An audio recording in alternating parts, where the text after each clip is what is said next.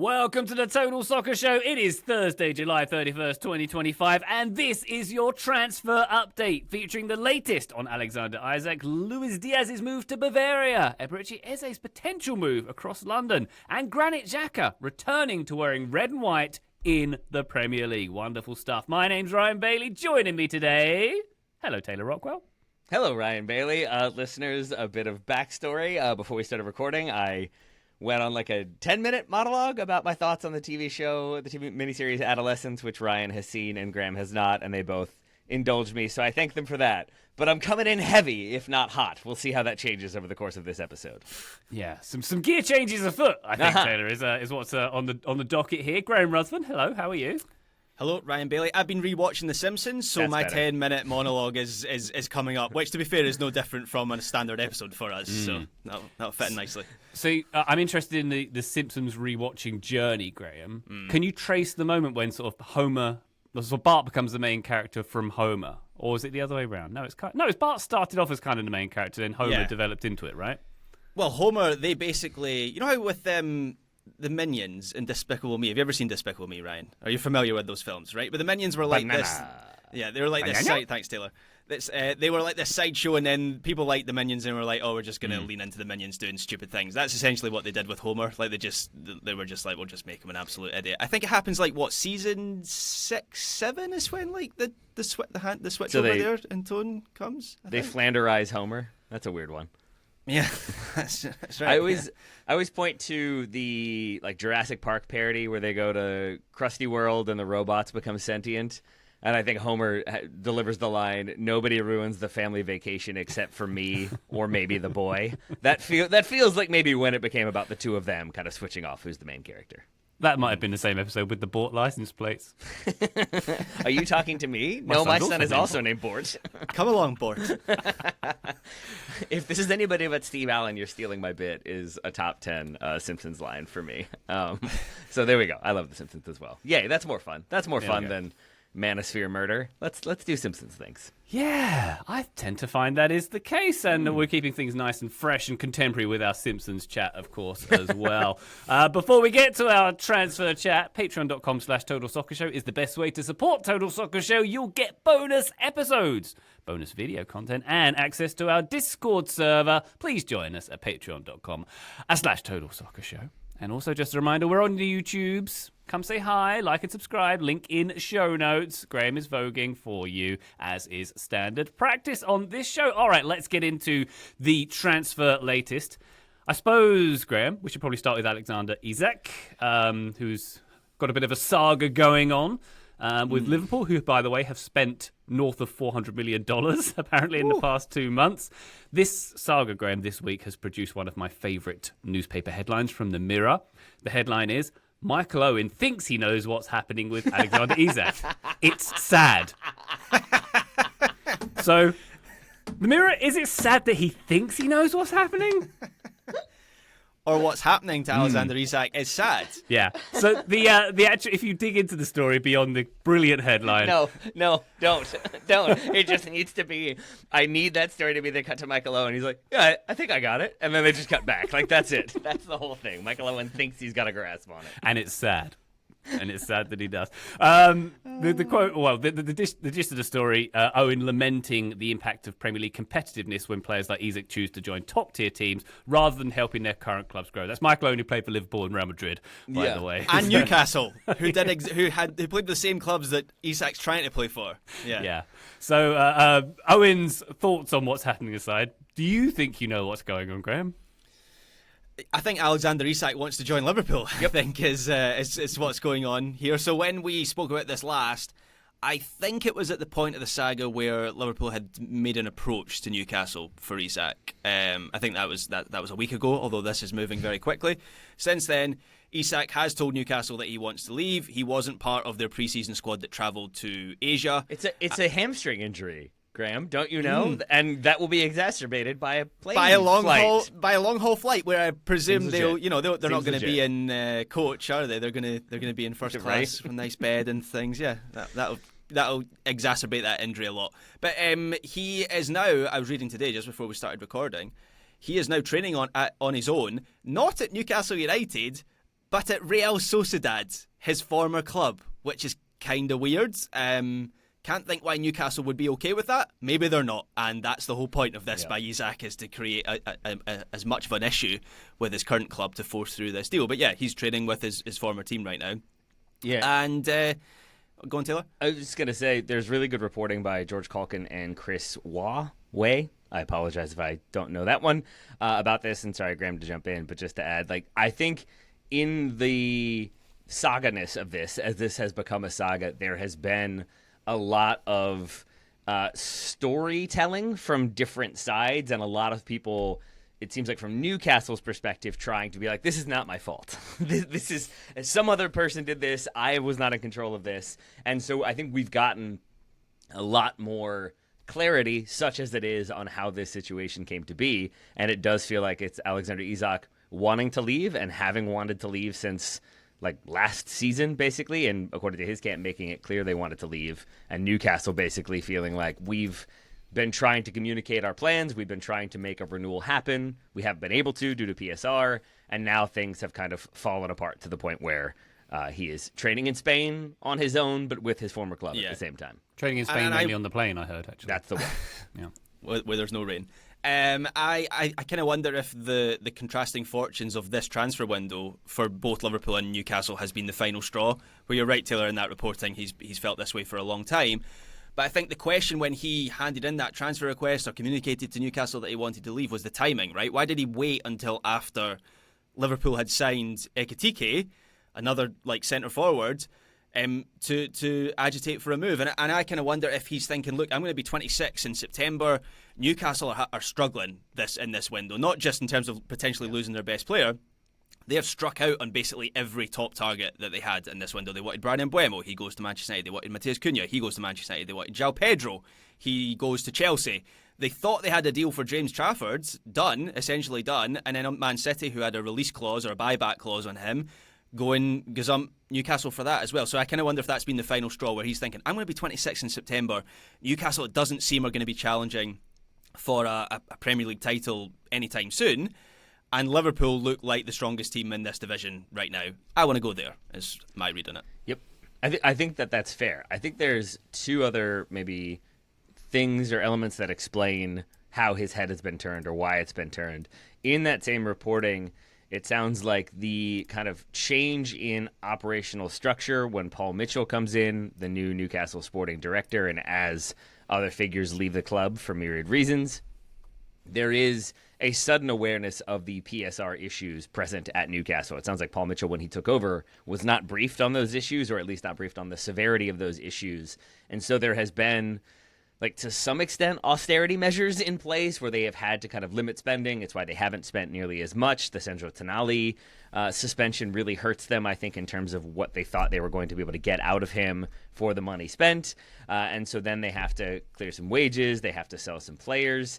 And it sounds like along the way, not just was there not investment in the squad, not just was there like not a ton of talent injected, but it sounds like generally just like the vibes were different, that there wasn't as much sort of long-term planning, long-term discussion about the plans for the club, about how the club was going to grow, about like the philosophical identity of the team and the tactics and the like. And so I think like the word that kept getting quoted in that article was like cold, that things just felt colder, which maybe it just turned from summer to winter in Newcastle, also a possibility. Summer in Newcastle? Yeah, winter to winter is what you meant. They have beaches, thank you very much. I've been told. That's a pronunciation thing, actually. Sorry, go on, Taylor. Who was the Colombian who was tricked into signing there because he was told they had beaches?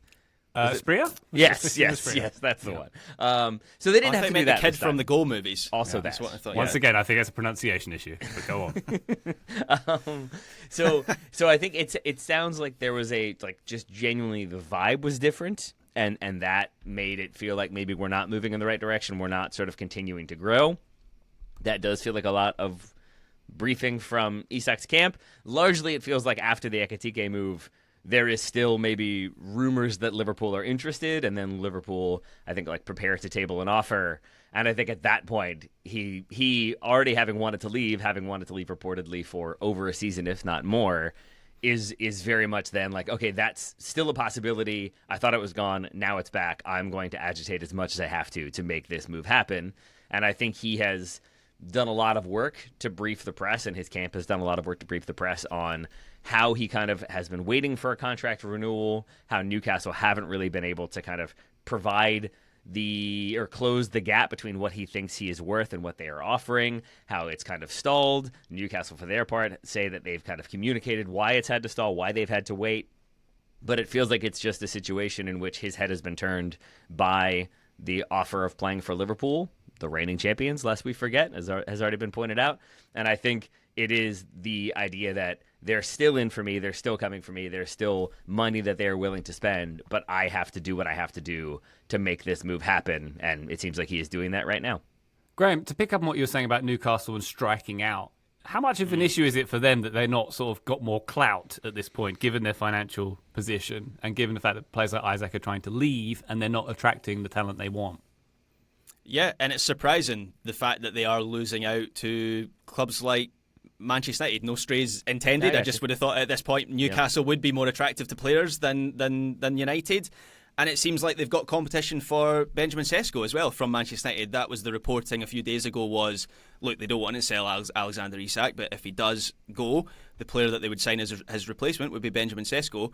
In the last 24 hours, reporting by David Ornstein, it seems like Manchester United are now in pole position for him as well. So Newcastle could be in a position to lose out on 3 targets to Manchester United, a club that finished 15th in the table last season. I think they were interested tentatively in Mohamed Kudus as well, who goes to Tottenham. So it's not just Manchester United, it's other clubs as well. And I don't know what I attribute that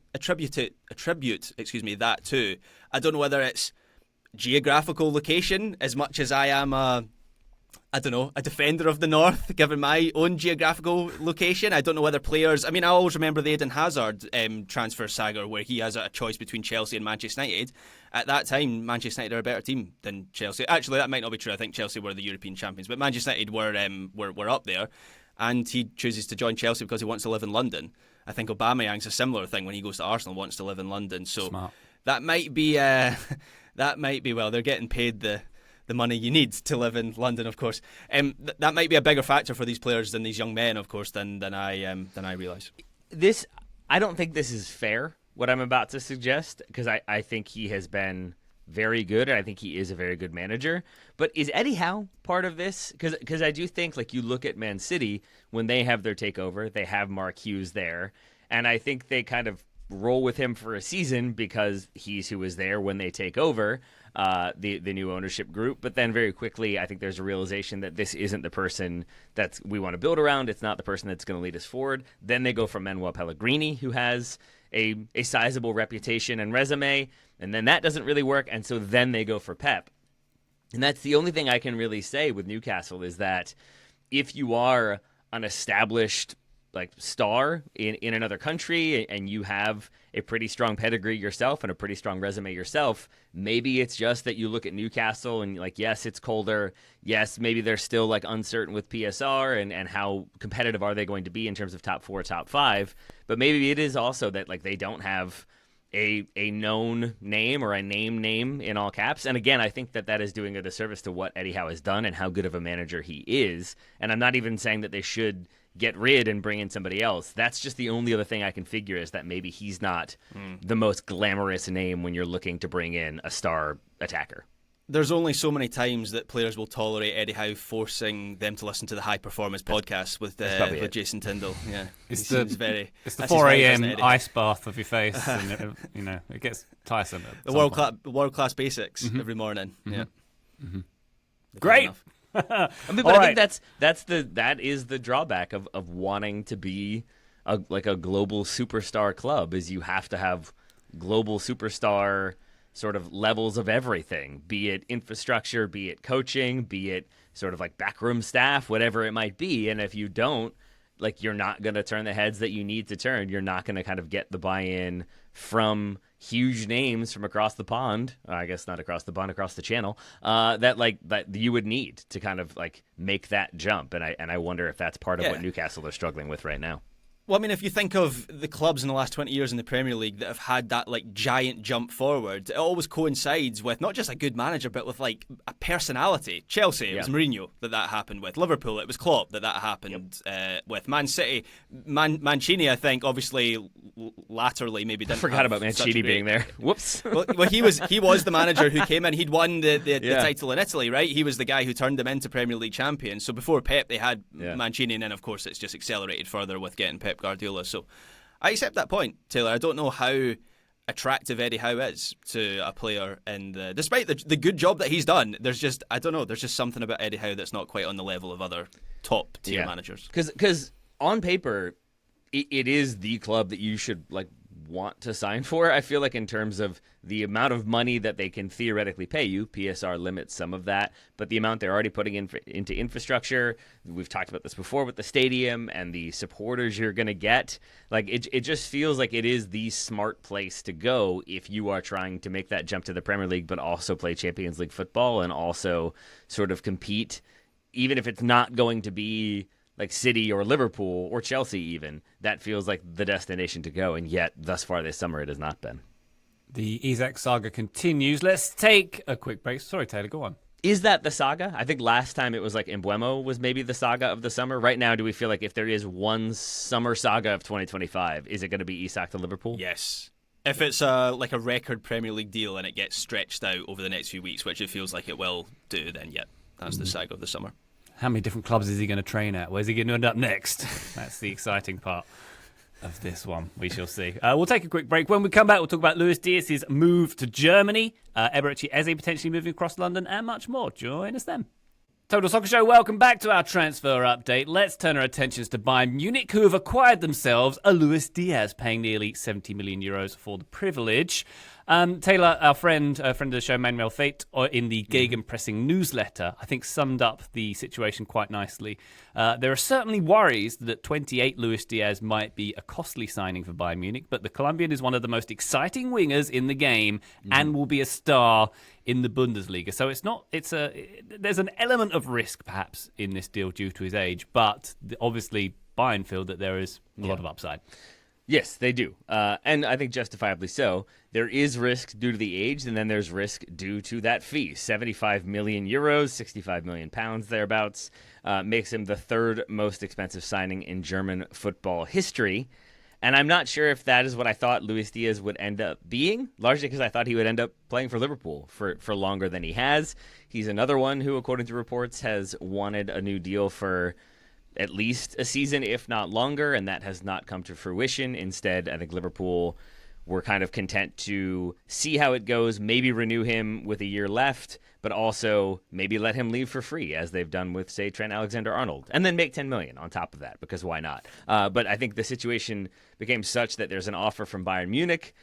If we're not going to renew him right now, if he's going to continue to be frustrated, and by all accounts, he has continued to train really, really well, Luis Diaz. He is not down tools. He has been a consummate professional, and I think that's also part of why Liverpool have said, okay, we're willing to make this work. It financially suits us, and it gives Bayern an attacker they need, because they have missed out on plenty of targets themselves this summer. They including Florian Wirtz, that feels like a pretty sizable miss in there, and it does feel a little bit to me like, oh yeah, Liverpool, you took Florian Wirtz from us, well, we're taking one of yours back. How about that? But they lost Wirtz. Muller is gone. Leroy Sana turned down a contract renewal to go to Galatasaray. They looked into Nico Williams. That obviously didn't happen. They had a cup of coffee with PSG about Bradley Barcola. That didn't happen. They tried to have a word with Jamie Gittins, but he was already committed to Chelsea. Musiala is out for 4 months, and so it feels like at this point they had to make something happen. They had a pretty sizable chunk of change to make something happen, and I think a lot of clubs knew that they had that amount of money, so they went with Luis Diaz, and I think it will end up being a good signing for them for at least a couple seasons. It is just a lot of money for a 28-year-old. Yeah, Bayern have been round the houses this summer looking for a new attacking piece. All those players that you mentioned there, Taylor, Christopher Nkunku as well. I think there's still some interest in him. And Voltemade, I never know how to pronounce his name, but the Stuttgart Peter Crouch, who had the big... He's so mad. Yeah, he's so mad. That's where that name comes from. He had a big U21 Euros, and I think Bayern are really quite desperate to sign him, but there's a huge difference in valuation where they want to pay 40 million and Stuttgart want like 75 million for him, so that hasn't happened yet.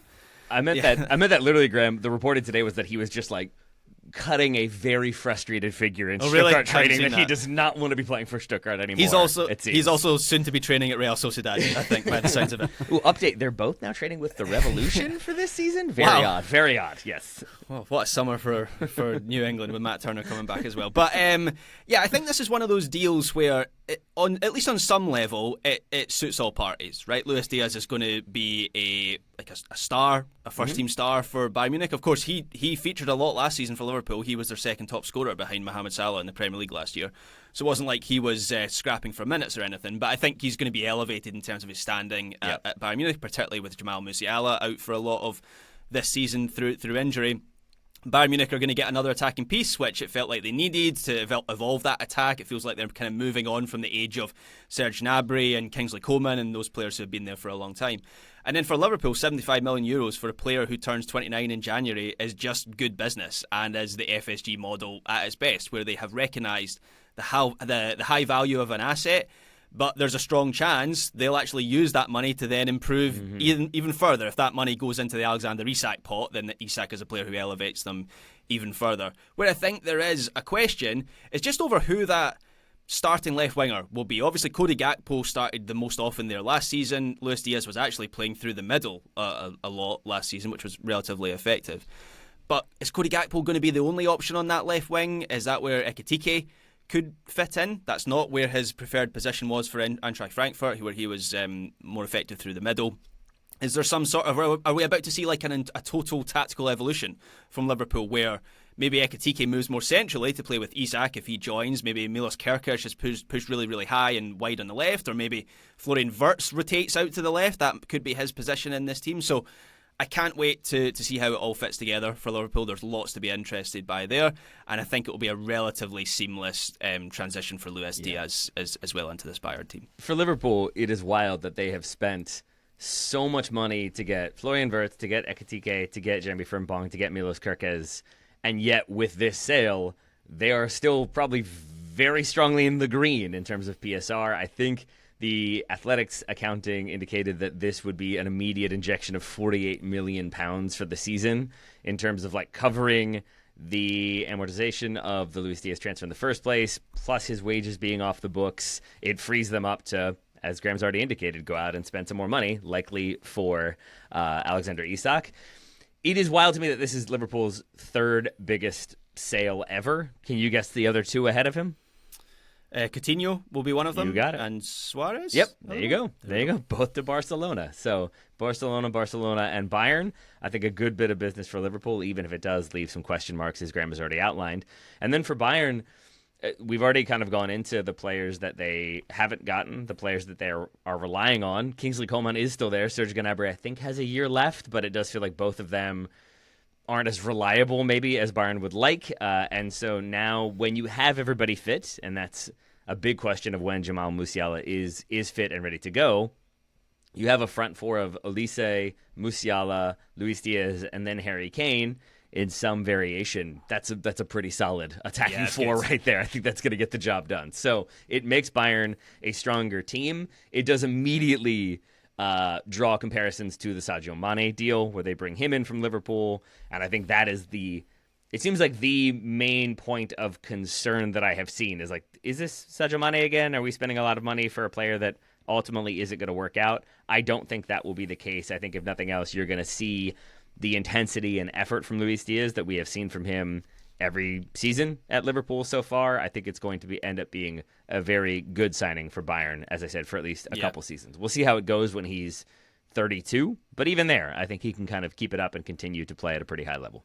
Yeah, well, I mean, that is the one concern. That front four that you outlined there, Taylor, in terms of their talent, is incredible. That stacks up well against any other front line in Europe. But with Kane over 30 and Diaz 29 in, when did I say, January or something like that, those two players are like win now or else players. Like, that situation could fall off quite quickly once those players start to decline.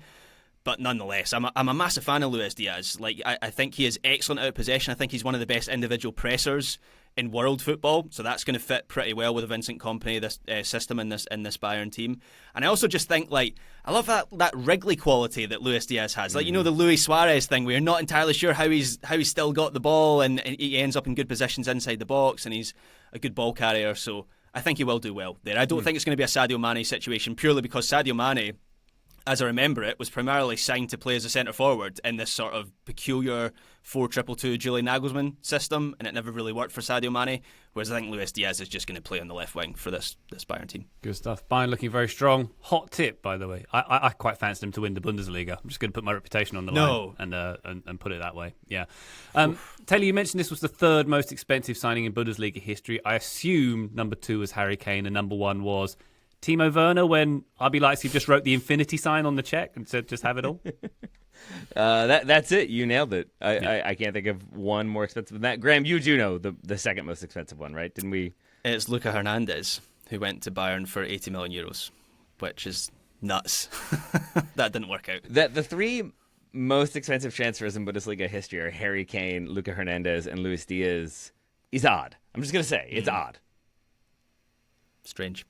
I don't hate it. The Harry Kane one, I think I Hernandez. always put in the Ronaldo to Juve category of one that I assume was like, they both wanted to leave. Everybody was kind of content for things to change hands. So what was it, like a free transfer, 20 million, something like that? It's like, no, both were over 100 million. Like I always will remember those two incorrectly no matter what. All right, let's take our attention back to the Premier League, shall we? Eberechi Eze, reportedly, maybe, Graham, on the move to Arsenal. What's the latest there? I am seeing that he's got 2 transfer clauses, 67.5 million release clause in his Palace deal, and also QPR, Queen's Park Rangers, are getting a 15% sell-on. So what amused me about that is basically South, West and North London are all involved in the money cycle. If we can get an East London club somehow involved as well, we'll have like the full circle. It'll be marvellous. Oh man, this is how we unite all the boroughs, the London boroughs together through the Eze deal. Yeah, so Arsenal have been very busy these last couple of weeks with signing Gyökeres, Noni Madueke coming in as well, Christian Mosquera from Valencia too. Now it's been reported, as you say, Ryan, that they have opened talks with Crystal Palace over Eberechi Eze. Had previously been linked with Tottenham quite strongly. So we'll wait and see if they get involved, because of course the Morgan Gibbs-White deal fell through when he signed a new contract. Definitely not pressured by Marinakis. Have you guys seen that video? The contract video. So he gives it's on Nottingham Forest's official account, where he's talking about how happy he is to be at Nottingham Forest, while Marinakis, the owner, is standing directly next to him, and the camera keeps panning to him like something out of The Office. It's incredible watching. I would recommend it, but I don't know whether Spurs are going to get involved in the Eze bidding here. But you're right, Ryan. Eze has a release clause of £68 million, which apparently includes £8 million of pretty achievable add-ons. Palace want £35 million of that paid up front, and then the rest in instalments. I don't know the fine details of Arsenal's PSR position. That doesn't seem like an outrageous asking price to me. He is 27, Eze, so he's a little bit older than I think a lot of people realise, given that he's only sort of flourished into a true elite level difference maker in the last few seasons. But this is an area where I do think Arsenal could do with quite a classic sort of dribbly number 10 who can also play on the left wing, which I think is a real area of need for them. I think that's the area of their team now you're looking at as being the area you want to improve next. Upgrade next, and Eze would feasibly do that. So I don't hate this deal for Arsenal. I'm just amazed that they're continuing to spend, as every club at the top of the Premier League table seems to be doing at the moment. It feels like everybody was like keeping their powder dry for a couple of years, I guess because of PSR, but also maybe because they were waiting to like see who was gonna like start spending first, and then they could all try to compete. Because my goodness, are Chelsea, Liverpool and Arsenal in a bit of a spending race at present. Not that the other clubs in the Premier League aren't spending money themselves, but those three just keep on strengthening. The Eze one, I don't think that's a huge, like a ridiculous amount of money. Put it that way, it is a huge amount of money. It's not a ridiculous amount of money for a player who I think is very, very good. I think Palace are kind of putting in those demands because they have to do something to not just lose him right away with that release clause, but I think also because they themselves are in a really rough situation. There was the quote from Oliver Glasner, their manager: "As of now, I have 17 outfield players. I hope we don't lose any more." Losing as they would make them 16. If that happens and we get 4 new ones on deadline day like last year, another false start is possible. I don't know what to make of that, but it doesn't sound positive. They could also lose Mark Gay, who's been linked with a number of different clubs this window. So it does seem like Palace are in a rough situation. I think that they are, as I said, trying to hold out for a better offer, maybe a little bit above that release clause, or at the very least more money right now to then be able to spend themselves.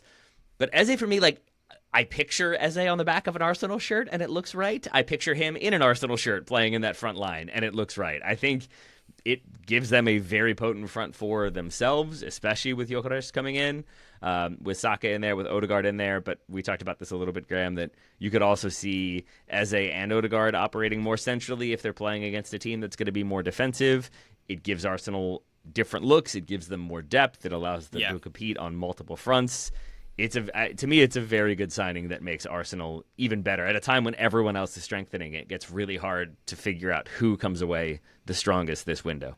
Yeah, there was a good Athletic deep dive piece on the Gyökeres signing and how Arsenal had prioritised, because obviously when the Isak news comes out, a lot of Arsenal fans are thinking, why are we not going for Alexander Isak when he's been our dream option for such a long time? And this piece sort of reasoned that Arsenal and Arteta are trying to build out their options, so they looked at players they already had that might not do it to the same level as Alexander Isak, but in terms of being like a quick transition forward who can shade to the left, they kind of thought, well, Martinelli ticks that box for us, as I say, not up to the same standard. And so it seems like they're trying to give themselves different dimensions, different looks, different players who can do different things. And I think going for Eze really leans into that approach where, as I say, he's the kind of number 10, because that's where he played primarily for Crystal Palace. Maybe his long-term role for this team is going to be on the left side, but he's the sort of number 10 dribbler, long-range shooter that they don't currently have. So yeah, I like this deal. Do we like? Would you feel the same if you're a Crystal Palace fan? It doesn't seem like they're having the best time of late, Graham. No, but unfortunately, if you're Crystal Palace, this is kind of the level. This is the scenario you're going to face every summer if you're successful. I mean, Newcastle United, the richest club in the world, are having their best players poached by the Premier League champions. So, unfortunately, this is just the way it is. I mean, Mark Gahey, I think, Taylor, you mentioned him being linked to other clubs. I think that's who most people believe, once Liverpool get the Isak deal over the line, is who they're going to go for. So, and I think he only a real hoarding of talent there. I think he only has a year left on his deal as well. So, even if they don't get him this summer, it sounds like maybe he's content to let that contract run down and then see what options are available to him. It's a rough one for Crystal Palace, who also, I think, learned the somehow lesson they hadn't learned previously, that when you're giving out your contact info to necessary organizations, don't give it contact at Crystal Palace or whatever they did to get themselves kicked out of Europe.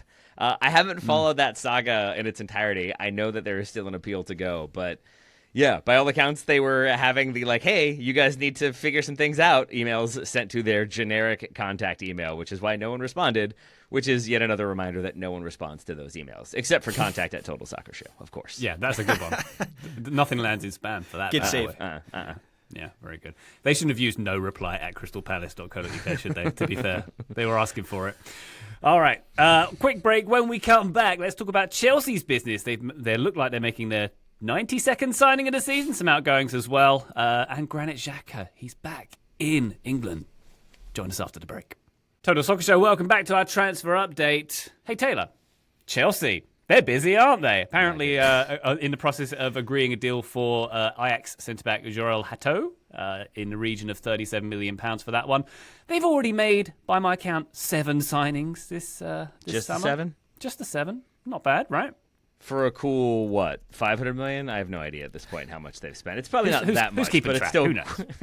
Not them. theoretically Clear Lake. Hopefully, 250 million euros so far. Oh, that's So a not small sum of money. Gittins, J.Y. Pedro, Liam Delap, Mamadou Sarr, Dario Asugo, Stevie Willian, and Kendrick Paez, the big deals so far.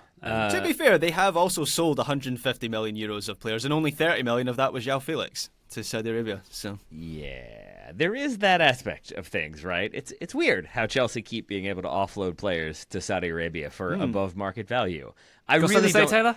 I really don't know what to make of this, because it is a very hotly contested, debated conversation. That there is some speculation that the Saudi is it the investment fund, the public investment fund that invests Yeah, with Clear Lake? PIF. They have invested in Clear Lake Capital, who obviously own Chelsea. But the question then, like even there, it's like, is it they've invested in Clear Lake or they invest with Clear Lake, and thus Clear Lake have like, you know, some responsibility for their money, but they're not controlled by Saudi? Like even that is a little bit confusing in and of itself.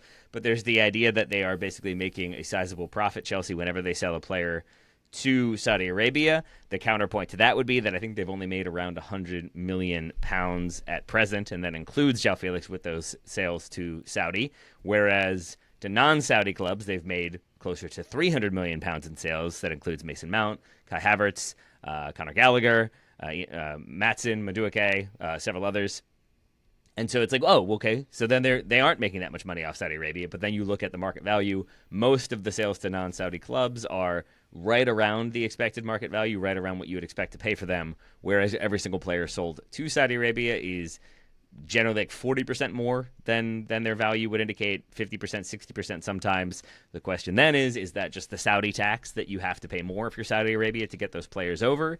Either way, Chelsea are doing a very good job of selling players that they need to sell for a good bit of money that they can immediately put back into the club in a PSR sort of way. And João Felix is an insane one that he is a piece they flip, like, or basically they bring in as a way to make the Conor Gallagher to Atleti deal happen, right? That Atleti have to offload João Felix, so Chelsea bring him in. Now they've flipped him for money that they can immediately put on their books as a sale that makes them even more PSR compliant.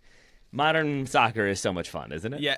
Conor Gallagher, by the way, who Atleti are now trying to sell because the only reason they made that deal is because they wanted João Felix off their books. Woo. So work that one out. Yeah. Yeah.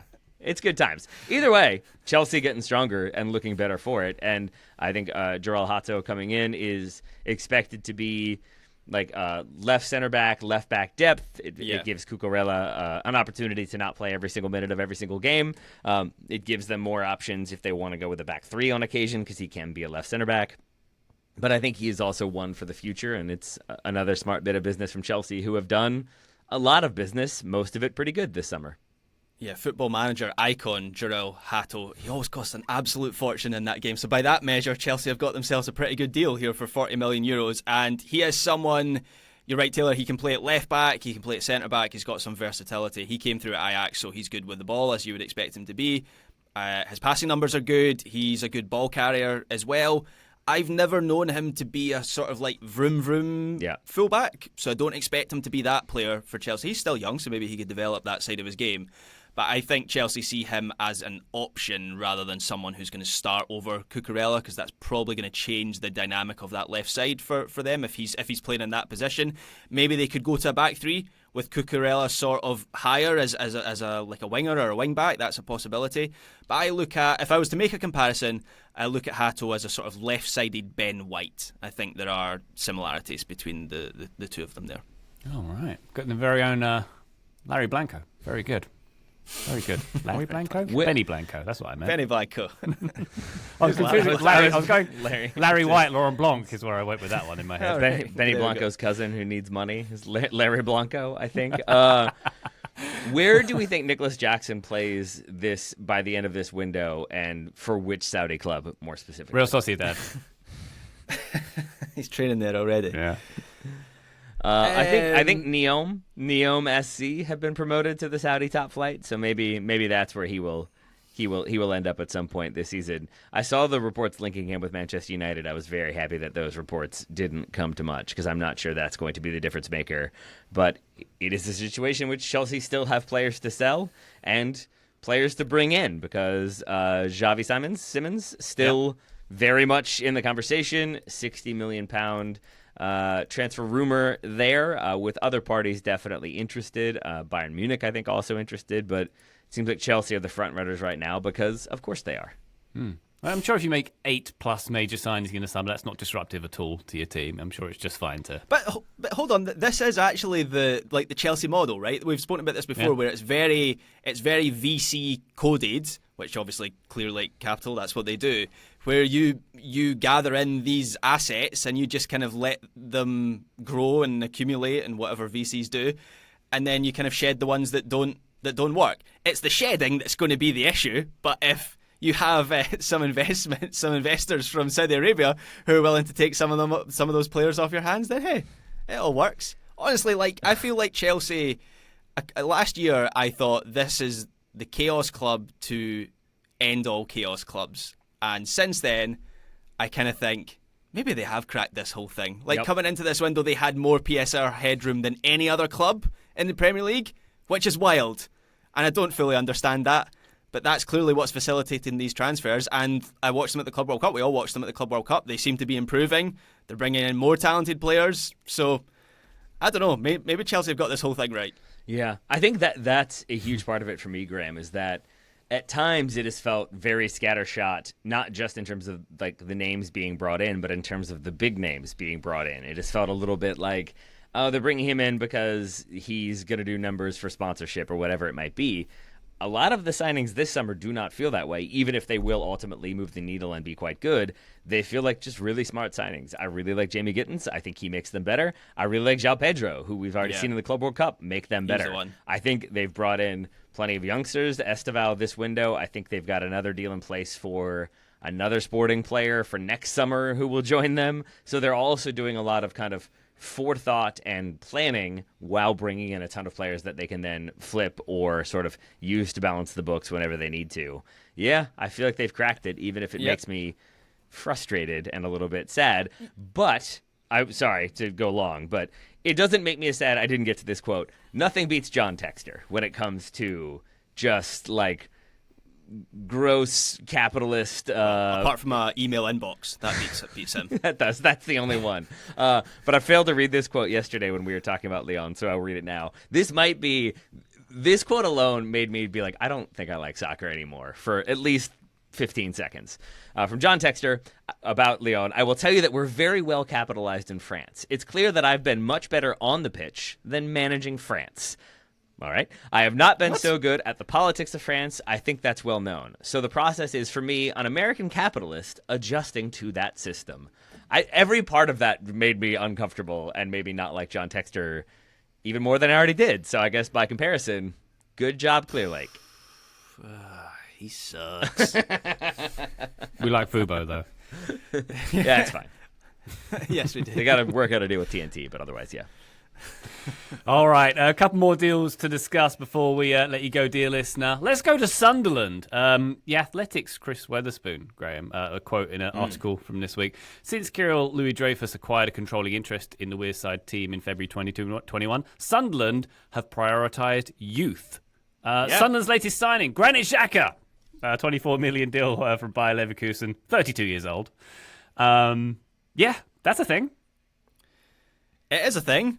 Not sure if it should be a thing. Feels like a classic Football Manager move, Granit Xhaka to Sunderland. He has swapped Leverkusen and challenging for the Bundesliga title for what will almost certainly be fighting relegation. Has he next though? season. Were they going to challenge for the title? No, not going forward. But he literally has won a title, so I think it's fair to say that he's swapping that for Sunderland. And I think the read on this is you're right, Ryan. Sunderland have actually become a really interesting club under Cyril Louis Dreyfus, who I think is a relative of Julian. He is. They are, which is interesting. But as a club, and I remember highlighting this at the end of last season when they got promoted. Yeah, they've targeted a lot of unknown players, young players, and obviously they had Joe Bellingham last season. They've moved him on. Chris Rigg is another one of those young players. There's interest in him. Everton are interested, so maybe. That's another player that they'll need to replace in the centre of midfield. And so it makes sense from that point of view, just from a putting player on the pitch point of view. But also it says to me that they recognise that the gap between the Championship, the Champo, of course, and the Premier League is bigger than ever. And so while it might be contradictory to their general approach, they need some win-now players. And Granit Xhaka, while he is 32, maybe coming down the other side of the mountain, is still an elite-level performer, and he will help them do that. So I think it's a pretty smart signing, considering like 20 million for these promoted clubs. What's that promotion worth? Like 200 million or something? Yeah, it's still a drop in the ocean. For Sunderland to have spent about as much in the market this summer as Real Madrid. Taylor and I were talking about that on this week's 101. So fun. Graham, is it weird to you to give him the captain's armband? Another thing that they've done, given that he's never played a minute for that club? Yeah, a little bit, but I don't know who. If he's like, would it be weirder if you had an 18-year-old like Sunderland are a really young team? If you had an 18-year-old wearing the captain's armband over this Bundesliga winning veteran, proven elite level midfielder, possibly. Yeah, and I think it would be confusing to me if it were anybody other than Granit Xhaka. And if you haven't watched him since his Arsenal days, you might still be confused by this one.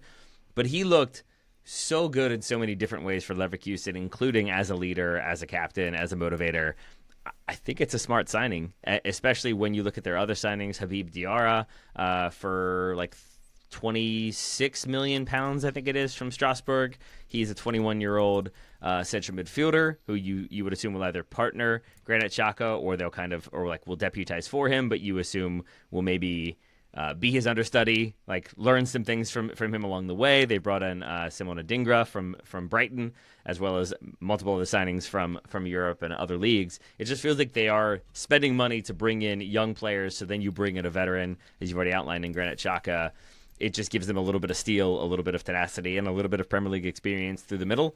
Yeah. I don't know if it saves them, but I think it puts them in a much stronger position overall. Ronaldo as well, coming in from Atleti as how old is he? He must be googling him quickly. Yeah, he's 31. He's as old as I thought he was, but he's experienced at the elite level. So I don't know. I feel better about these signings. Go against the grain of what I think made Sunderland interesting last season, but I do feel better about their chances of staying up. And maybe their idea is they're going to give themselves a platform by staying up, which of course has been a challenge for promoted teams the last 2 seasons. And then once they've done that, they might return to their kind of previous approach. All right, Graham, this is for YouTube, but I will try to make this for audio as well. I am assuming right now that if you have Sunderland right here and Crystal Palace right here, you would rather be Crystal Palace in their sort of season to come with Eze and Gehi in the squad, correct? That you would have more faith in them to stay up? Yeah. If they lose Eze, is it still Crystal Palace, or are we closer to like a 50-50 shot here? I think Crystal Palace are still ahead because Sunderland don't have an Adam Wharton or a Mateta or a Chris Richards, I guess. There you go. That's the one. And what if they lose Gehi as well? It's getting closer now to the sort of 50 level. Yeah. Because I'm just trying to figure out who would be the ones that would have to fall off for us not to have our third straight season of everybody going right back down. Yeah. Not to give myself too much credit because it hasn't happened yet. Brentford might be amazing this season, but when we had this discussion about 6 months ago, I did say I'd be worried if Brentford got raided, and that's kind of what's happened this summer. So concerned for them. All right. So one red and white striped team on the up, maybe one on the way down. We shall see. One final deal to look at on this here episode. James Trafford, goalkeeper, Graham, we mentioned earlier in the show, in hot demand. He was in Man City's youth setup. He's now been signed back to City from Burnley. Little fact file for you on James Trafford. His full name is James Harrington Trafford, which is confusing because he basically sounds like his name is James Carrington Trafford and he's at Man City. How is he not playing for Man United? Yeah, that's it's a confusing one, but it's one you have to stick with. His place of birth, Graham, Cockermouth. Cockermouth, that's in Cumbria. Yeah, Cockermouth in Cumbria is where he's from. Yeah, that's a name of a place. Yeah, I thought you were going to tell me that he was literally born in the centre circle of Old Trafford, in the theatre of dreams, in the operating theatre of dreams. Yeah. So he's gone back to Man City. Was at Man City, an academy product. Went out to Burnley. That is the subtext of how they've been able to do this deal, as they had a buyback clause on him. He looked to be, I mentioned this at the top of the show, but looked to be on his way to Newcastle. Newcastle then stalled on the deal, I think, to try and get the price down. Bad move, Newcastle, because then City came in, beat them to the punch. As I say, they had the release clause. The interesting thing about James Trafford, there is a chance that he's going into Man City to be their first choice goalkeeper, because there's interest in Ederson, Galatasaray, who are the Chelsea of the Turkish Super League this summer and been linked with everyone. But it seems like there is a Osimhen official, by the way. I did see that, which is still wild. For I think El Nassiri is second most expensive Turkish Super League player of all time, and after that, it's like I think the most expensive is like 19 million euros or something like that. So Osimhen for 80, 75 is it's a large amount. We're going to need a deep dive someday on the source of Turkish Super League money, because it's very confusing to me. But Galatasaray, it looks like they feel like they've got a genuine chance of landing Ederson. Of course, Fernando Muslera leaving finally at the end of last season. They need a goalkeeper. Galatasaray will not feel like Galatasaray without Fernando Muslera. So, to round back on my original point, maybe James Trafford, how old is he? He is 22 years old, which for a goalkeeper, exceptionally young Trafford, not Old Trafford. And keep in mind, his first season in the Premier League for Burnley a couple of years ago didn't go so well. A lot of mistakes, which maybe weren't fully down to him. That Burnley team was bad. But City are potentially putting a lot of stock in Trafford quickly developing into the player that they need him to be. What would be more surprising, Graham, we're just going to keep going with the scenarios, given the way that Burnley season went, if you went back in time to tell past Graham, the manager who got relegated is now managing Bayern Munich, and their goalkeeper is now going to be the starter for Manchester City. Yeah, and Chris Wood is all of a sudden R9 reinvented. What happened at Turf Moor that season? Burnley was the problem. I know you've all been waiting for me to tell you the other most famous notable residents of Cockermouth, Cumbria. William Wordsworth is a Cockermouth man. Aren't we all? Yeah. And it's called Cockermouth because, of course, it is where the confluence of the River Cocker and the River Derwent meet. Graham, you knew that. I did know that, yeah. There we go. Wonderful stuff. All right, I think that just about rounds up our transfer update in the most appropriate manner. Alexander Isak has just started training on my backyard. I need to go move him on, so we should probably move on this episode. Taylor Rockwell, thank you very much indeed for your expertise here. Just a rogue Isak shows up. You got to shoo him away. That's great. That's great. Lovely stuff, Ryan. Graham Ruthven, pleasure as always, my good man. Thank you, Ryan Bailey. And thank you very much, dear listener, for joining us on this episode. We'll be back on the feed very shortly indeed with our listener questions. But for now, bye!